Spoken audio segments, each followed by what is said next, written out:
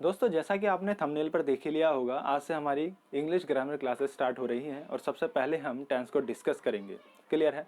अब सबसे पहले मैं आपको बता दूं कि ये वीडियो उन सभी लोगों के लिए हेल्पफुल रहेगी, बेनिफिशियल रहेगी जिनको इंग्लिश में वीकनेस है या प्रॉब्लम है, जो इंग्लिश में वीक हैं और जिनको इंग्लिश सीखनी है। क्लियर है। तो आपसे एक निवेदन है कि इस वीडियो को, इस लेक्चर को सभी लोगों को शेयर कीजिए ताकि इन लोगों तक ये वीडियो पहुंच सके जिनको इनकी वास्तव में नीड है। क्लियर है दोस्तों। चलिए, और सबसे पहली बात कि ये वीडियो किसी एक पर्टिकुलर क्लास के लिए नहीं है, सभी लोगों के लिए है, सभी स्टूडेंट्स के लिए है, चाहे वो 6th क्लास का हो या 12th क्लास का हो या फिर ग्रेजुएशन करने वाला हो। बस जो इंग्लिश सीखना चाहता है, जिसकी इंग्लिश वीक है, जिसको जानना है, जो सीखना चाहता है कि इंग्लिश में राइटिंग कैसे करें या स्पीकिंग कैसे करें, उन सभी के लिए वीडियो बनाई जा रही है। क्लियर है। कोर्स है, एक तरीके से पूरा टेंस आपको यहाँ पर कवर कराया जाएगा। तो सबसे पहले हम अपने टॉपिक पर वापस आते हैं और हमारा टॉपिक क्या है? टेंस है। टेंस आप सभी को पता है क्या होता है। टेंस मेनली 3 टाइप्स के होते हैं: पास्ट टेंस, प्रेजेंट टेंस और फ्यूचर टेंस। पास्ट हमें पता है, जो ऐसी घटना जो पास्ट में हो चुकी है, भूतकाल में हो चुकी है, उसको पास्ट टेंस कहते हैं। प्रेजेंट टेंस जो अब हो रही है उनको प्रेजेंट टेंस में काउंट किया जाएगा। और फ्यूचर टेंस में वो सारी चीज़ें, सारे कार्य, सारे एक्शन, सारी घटनाएं आएंगी जो फ्यूचर में कभी होगी। क्लियर है। तो सबसे पहले हम स्टार्ट करते हैं प्रेजेंट टेंस। प्रेजेंट टेंस के भी 4 पार्ट्स होते हैं। उन 4 पार्ट्स में से पहला पार्ट है प्रेजेंट इंडेफिनिट टेंस। क्लियर है। तो सबसे पहले हम उठाते हैं प्रेजेंट इंडेफिनिट। अब प्रेजेंट इंडेफिनिट को करने के लिए हमें सबसे पहले ये पता होना चाहिए कि इसकी पहचान क्या होती है। अब कोई हिंदी का सेंटेंस अगर आप इंग्लिश में ट्रांसलेट करने की सोचते हो और आपको ये नहीं पता कि वह सेंटेंस किस टेंस में बनेगा और किस टेंस में नहीं बनेगा, तो ये बहुत बड़ी मिस्टेक हो सकती है। यहाँ पर आप बहुत बड़ी मिस्टेक कर सकते हो। तो सबसे पहले आपको क्या करना है, आपको प्रेजेंट इंडेफिनिट की पहचान जानना बहुत ज़रूरी है। अगर कोई भी हिंदी का सेंटेंस जिसके एंड में ता है, ती है या फिर ते है आपको दिखे, तो वह प्रेजेंट इंडेफिनिट टेंस होता है। जैसे कि वह खाना खाता है, वह स्कूल जाता है, वह खेलते हैं। तो ये इन इन सभी टेंस में आपको क्या दिख रहा है, इन सभी सेंटेंस में आपको क्या दिख रहा है, लास्ट में क्या है, ता है, ती है, ते है। क्लियर है। तो इस तरह के वर्ड्स अगर आपको किसी भी हिंदी के वाक्य में दिखे तो वो प्रेजेंट इंडेफिनिट में बनेगा, ये आपको क्लियर रखना है। क्लियर है। उसके बाद आपको ये पहचान तो पता हुई कि भाई प्रेजेंट इंडेफिनिट में बनेगा, लेकिन प्रेजेंट इंडेफिनिट में बनाने के लिए भी एक स्ट्रक्चर फॉलो करना होगा, एक रूल फॉलो करना होगा। और रूल क्या है? वो रूल है, सबसे पहले आपको सब्जेक्ट फाइंड करके लगाना है। सबसे पहले सब्जेक्ट आएगा, उसके बाद वर्ब की फर्स्ट फॉर्म आएगी, देन वर्ब में आपको एस या फिर ईएस में से किसी एक को ऐड करना है, उसके बाद आपको ऑब्जेक्ट का यूज करना है। क्लियर है। अब इस सेंटेंस में क्या सब्जेक्ट है, क्या ऑब्जेक्ट है, क्या वर्ब है, ये फाइंड आपको करना पड़ेगा। आपको देखना पड़ेगा कि क्या है और उसके अकॉर्डिंग आपको यहाँ पर सारी चीजें सेट करनी पड़ेगी। क्लियर है। चलिए, सबसे पहले हम समझ लेते हैं कि ये रूल कहता क्या है। रूल कहता है सब्जेक्ट सबसे पहले आएगा। तो सब्जेक्ट होता क्या है? सब्जेक्ट होता है प्यारे साथियों, कर्ता, काम करने वाला। अब इस सेंटेंस में आपको कौन काम करता हुआ दिख रहा है? अगर मैंने बोला है कि वह स्कूल जाता है, तो वह कौन जाता है? वह स्कूल जाता है। तो वह क्या है? हमारा सब्जेक्ट है। क्लियर। अभी इनको हम एग्जाम्पल के रूप में बना के पूरा ट्रांसलेशन करके देखेंगे, इस चीज की आप टेंशन मत लीजिएगा। तो सबसे पहले रूल को समझ लेते हैं। सब्जेक्ट आपको क्लियर हुआ। सब्जेक्ट का मतलब होता है काम करने वाला, जिसे हिंदी में कर्ता कहा जाता है। क्लियर। उसके बाद आपको वर्ब का यूज करना है, वर्ब की फर्स्ट फॉर्म यूज करना है। वर्ब जो होती है मेनली रूप से 3 फॉर्म्स में होती है, लेकिन लोग इसे 5 फॉर्म्स में भी कहते हैं और होती भी है, लेकिन हम मेन रूप से 3 फॉर्म्स में पढ़ेंगे, फर्स्ट, सेकंड, थर्ड। क्लियर है।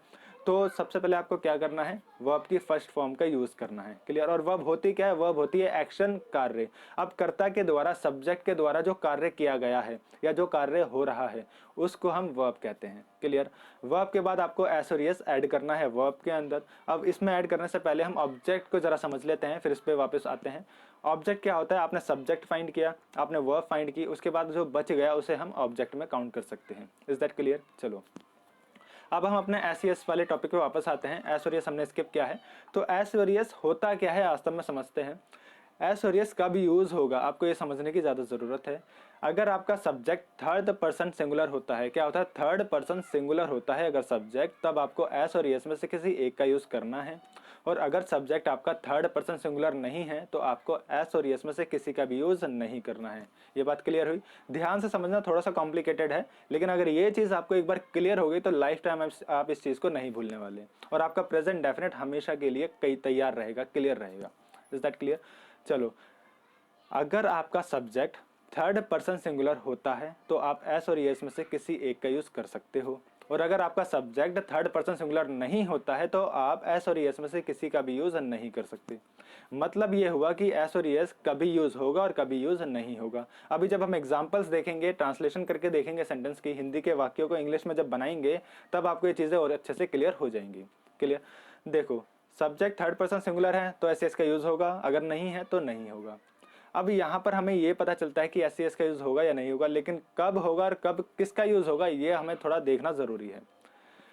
अगर मान लो किसी सेंटेंस में एस और एस का यूज़ हो रहा है तो अब कब कहाँ पर एस का यूज़ होगा और कहाँ पर ई एस का यूज़ होगा ये भी तो जानना ज़रूरी है। एस का यूज़ करना है या ई एस का यूज़ करना है ये हमें वर्ब बताएगी, वर्ब का लास्ट का लेटर बताएगा। अगर वर्ब के लास्ट का लेटर में ओ हो, एक्स हो, सी एच हो, डबल एस हो और एस एच हो, इन 5 लेटर्स में से कोई भी एक लेटर आपको वर्ब का लास्ट के लेटर में दिख जाए तो आपको उसके साथ बिना कुछ देखे ई एस का यूज़ कर देना है। और अगर इन 5 लेटर्स में से आपको कोई भी नहीं दिख रहा वर्ब के साथ तो आपको केवल और केवल एस का यूज़ करना है। लेकिन एस और ई एस को यूज़ करने से पहले आपको ये देख लेना है कि सब्जेक्ट आपका थर्ड पर्सन सिंगुलर है या नहीं, क्योंकि अगर सब्जेक्ट थर्ड पर्सन सिंगुलर होगा, अगर सब्जेक्ट ही, शी, इट या किसी अकेले व्यक्ति का नाम होगा तभी आपको एस या ई एस में से किसी का भी यूज़ करने की इजाज़त है। और अगर सब्जेक्ट फर्स्ट पर्सन है, सेकंड पर्सन है या ज़्यादा लोग हैं तब आपको इन दोनों में से किसी का भी यूज़ नहीं करना। क्लियर है। चलिए अब सेंटेंस पर आते हैं, हम जरा बनाकर देखते हैं, एग्जांपल्स देखते हैं कि कैसे हिंदी को इंग्लिश में ट्रांसलेट करेंगे और कैसे एस का यूज़ करेंगे और कैसे थर्ड पर्सन को यूज़ करेंगे। क्लियर है। पहला एग्जाम्पल आपके सामने है कि वह स्कूल जाता है। ठीक है, वह स्कूल जाता है। अब यहाँ पर जाने का काम हो रहा है, हम सबसे पहले क्या लगाएंगे, सब्जेक्ट लगाएंगे। रूल के अकॉर्डिंग हमें चलना है। सबसे पहले रूल में क्या लिखा है, सब्जेक्ट लिखा है तो हमें सब्जेक्ट का यूज करना है। अब सब्जेक्ट क्या है यहाँ पर हमें देखना पड़ेगा, सब्जेक्ट क्या है। तो सब्जेक्ट क्या होता है, कर्ता, काम करने वाला। अब वह स्कूल जाता है, कौन जाता है, वह जाता है। कोई लड़का ही है और वह एक लड़का है तो उसके लिए हम क्या यूज करते हैं, ही यूज करते हैं। और ही क्या है, थर्ड पर्सन सिंगुलर है, इस बात को याद रखना। तो सब्जेक्ट हमें पता चला ही है, उसके बाद वर्ब की फर्स्ट फॉर्म का यूज होगा। अब वर्ब क्या होती है, काम होती है, कार्य को कहते हैं, एक्शन को कहते हैं। अब वह क्या कर रहा है, जाने का काम कर रहा है, वह जाता है तो वह जाता है, वह को ही कहते हैं तो ही हो गया। अब ही वर्ब क्या हुई हमारी, गो हो गई, जाने को क्या कहते हैं, गो, तो ही गो। अब गो का जो लास्ट का लेटर है आपको क्या दिख रहा है, ओ दिख रहा है। मैंने क्या कहा था, उन 5 लेटर्स में याद करो, उन 5 लेटर्स में से कोई एक भी लेटर हो तो हमें क्या यूज करना है, ई एस का यूज करना है। क्लियर। लेकिन इसको यूज करने से पहले आपको क्या देख लेना है कि सब्जेक्ट थर्ड पर्सन सिंगुलर है या नहीं। हमने देखा कि सब्जेक्ट थर्ड पर्सन सिंगुलर है तो आप क्या करोगे, अब एस और एस में से किसी का यूज करोगे। अब यहाँ पे किसका यूज करोगे, वो हमें वर्ब बताएगी। वर्ब का लास्ट का लेटर क्या है, ओ है। अब ओ क्या कहता है कि मेरे साथ क्या आएगा, ई आएगा, ई एस आएगा, क्या आएगा, ई एस आएगा। तो ही गोज, यहाँ पर क्या बन गया, ही गोज। और गो की जो प्री पोजीशन होती है वो क्या होती है, टू होती है। अगर डेस्टिनेशन भी दे रखी हो तो डेस्टिनेशन दे रखी है, क्या दे रखी है, स्कूल। कहाँ जाता है, स्कूल जाता है। ऑब्जेक्ट भी वही हो जाएगा, तो कहाँ जाता है, स्कूल जाता है, तो he goes to school. Clear है। तो आपको सब्जेक्ट भी मिल गया, वर्ब भी मिल गई और ऑब्जेक्ट भी मिल गया और आपने एस और एस का यूज भी कर लिया।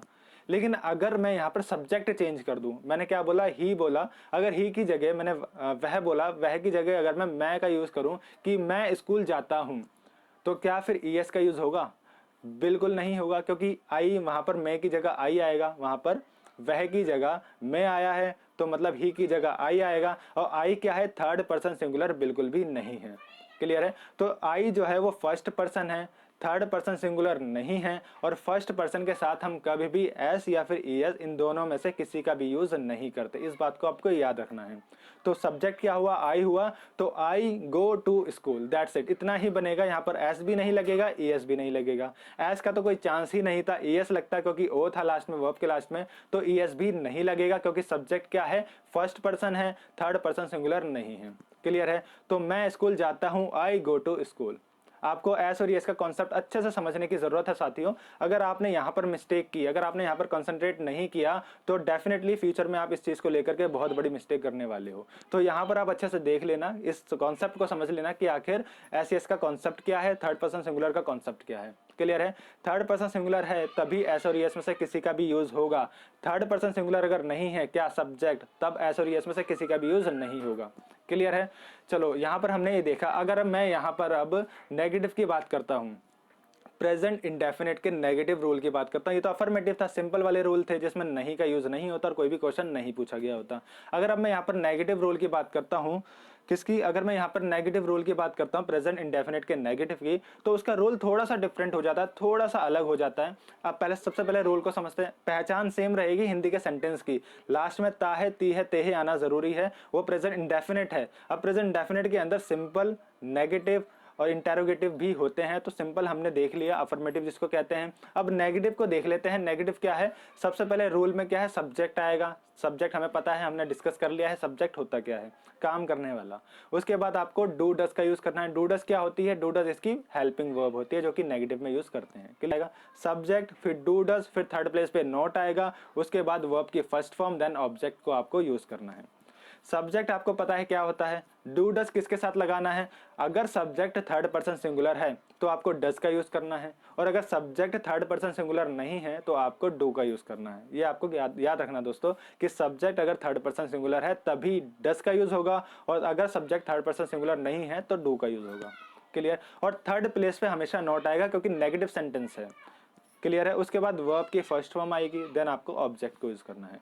फॉर एग्जाम्पल देख लेते हैं जरा हम हिंदी के सेंटेंस कैसे होते हैं।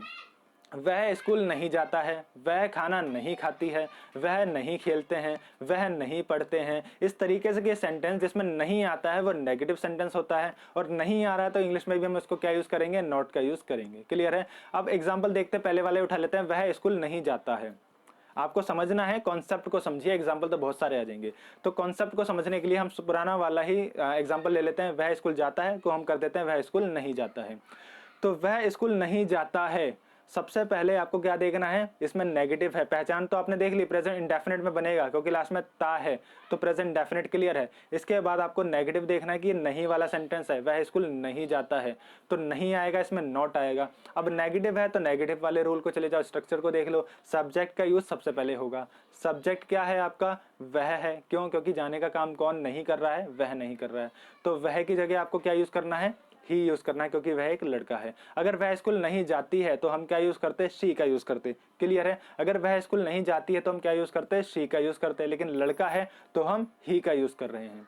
तो वह स्कूल नहीं जाता है, सब्जेक्ट आपने फाइंड किया, ही आ गया। उसके बाद आपको डू या डज में से किसी एक को सेलेक्ट करना है। किसको सेलेक्ट करोगे, डू या डज में से, ये चीज आपको बताएगी कौन, ये सब्जेक्ट के अकॉर्डिंग आपको करना पड़ेगा। सब्जेक्ट क्या है आपका, थर्ड पर्सन सिंगुलर है। इसका मतलब ये हुआ, अगर थर्ड पर्सन सिंगुलर है तो आपको हेल्पिंग वर्ब क्या लेनी है, डज लेना है। क्लियर। तो सब्जेक्ट आपने लगा दिया, उसके बाद आपने सेकंड प्लेस पर क्या लगाया, डज का यूज किया, डू का यूज नहीं किया। डू का यूज इसलिए नहीं किया क्योंकि सब्जेक्ट आपका थर्ड पर्सन सिंगुलर है। अगर थर्ड पर्सन सिंगुलर नहीं होता, आई होता, वी होता, यू होता या दे होते, तब आपको डू का यूज करना था। अभी उसका भी एग्जांपल देख लेंगे। देखो अब यहां पर वापस आओ, ही सबसे पहले आपने लगाया, ही के बाद आपने क्या लगाया, डज का यूज किया क्योंकि सब्जेक्ट थर्ड पर्सन सिंगुलर है, ही है, तो ही डज। थर्ड प्लेस पे हमेशा क्या आएगा, नॉट आएगा क्योंकि नहीं वाला सेंटेंस है, ही डज नॉट। अब उसके बाद आपको वर्ब का यूज करना है, वर्ब की फर्स्ट फॉर्म। स्कूल जाने का काम था ना, स्कूल नहीं जाता है, तो जाना क्या होता है, गो होता है, तो he does not go to कहाँ, स्कूल। ऑब्जेक्ट क्या हो गया, स्कूल हो गया। टू गो के साथ मैंने आपको बता दिया टू क्यों आया है, क्योंकि गो की जो प्रीपोजिशन होती है टू होती है, उसके बाद आपको डेस्टिनेशन भी दे रखा है। तो he does not go to school, वह स्कूल नहीं जाता है। ये बात आपको क्लियर हुई। चलिए अब अगर मैं यहाँ पे सब्जेक्ट चेंज कर दूं, एक डू का एग्जाम्पल देख लेते हैं। अगर मैं यहाँ पर सब्जेक्ट चेंज कर दूं, यहाँ पे हमने थर्ड पर्सन सिंगुलर लिया, लेकिन मैं यहाँ पे थर्ड पर्सन सिंगुलर ना लेके फर्स्ट पर्सन ले लूँ, मैं बोलूँ कि मैं स्कूल नहीं जाता हूँ, तो पहचान तो क्लियर है, मैं स्कूल नहीं जाता हूं, पहचान तो क्लियर हुई। अब इसके बाद हमें क्या करना है, सब्जेक्ट देखना है थर्ड पर्सन सिंगुलर है या नहीं, नहीं है। सब्जेक्ट क्या है, फर्स्ट पर्सन है, आई है, तो आई हो गया सब्जेक्ट। मैं स्कूल नहीं जाता हूं, मैं मतलब आई, आई हो गया। उसके बाद हम डू या डज में से किसका यूज करेंगे, हम डू का यूज करेंगे, डज का नहीं। क्योंकि डू का क्यों करेंगे, क्योंकि सब्जेक्ट हमारा थर्ड पर्सन सिंगुलर नहीं है, तो आई के साथ क्या आएगा, डू आएगा, तो आई डू। डू के बाद क्या हुआ, नॉट। नॉट हमेशा थर्ड प्लेस पर आएगा, इस बात को याद रखना, नॉट हमेशा थर्ड प्लेस पर आएगा। तो आई डू नॉट, और डू नॉट जब मिलेगा तो क्या बन जाएगा, डोंट बन जाएगा। आप बोल सकते हो शॉर्ट में, स्पीकिंग करते समय आप आई डोंट बोल सकते हो, तो आई डोंट, डोंट हो गया। उसके बाद आपको क्या करना है, वर्ब की फर्स्ट फॉर्म लगानी है। वर्ब क्या है आपका, जाना। I don't go to school, कहाँ जाते हो school. I don't go to school, मैं स्कूल नहीं जाता हूँ। इस तरीके से आपको अफर्मेटिव वाले सेंटेंस भी दिख गए, नेगेटिव वाले सेंटेंस भी दिख गए। नेगेटिव में आपको डस का यूज करना आ गया है, डू का यूज करना आ गया है। अफर्मेटिव में आपको एस का यूज करना आ गया, एस कहाँ पर लगेगा और ईएस कहाँ पर लगेगा। एस और ईएस को भी अच्छे से याद रख लेना कहाँ पर लगता है। दोबारा वीडियो देख लेना अगर कुछ दिक्कत हुई हो, अगर समझ में नहीं आ रहा तो एक बार दोबारा वीडियो चला के देख लेना, हो सकता है बिल्कुल क्लियर हो जाए, क्योंकि ये कॉन्सेप्ट बहुत ज्यादा इंपॉर्टेंट है। अगर ये कॉन्सेप्ट आपका क्लियर नहीं हुआ डू डस का और एस का, तो फिर डेफिनेटली फ्यूचर में आप हमेशा मिस्टेक करोगे, राइटिंग में भी और स्पीकिंग में भी मिस्टेक करोगे। तो इसलिए आपको क्या जरूरत है, दोबारा वीडियो देखो और इस कॉन्सेप्ट को अच्छे से समझो। अगर वीडियो आपको पसंद आई हो, हेल्पफुल रही हो, तो इस वीडियो को लाइक कर देना और ज़्यादा से ज़्यादा शेयर कर देना। और उन सभी लोगों तक तो ज़रूर शेयर करना जिनको इंग्लिश सीखनी है और जो इंग्लिश में बहुत ज़्यादा वीक है। और अगर कोई भी क्वेरी होती है तो कमेंट बॉक्स में आप कमेंट कर सकते हो, और अगर वहाँ पर सोल्यूशन नहीं होता तो हम नेक्स्ट वीडियो में उस चीज़ को लेकर डिस्कशन कर लेंगे। क्लियर है? चलिए, धन्यवाद।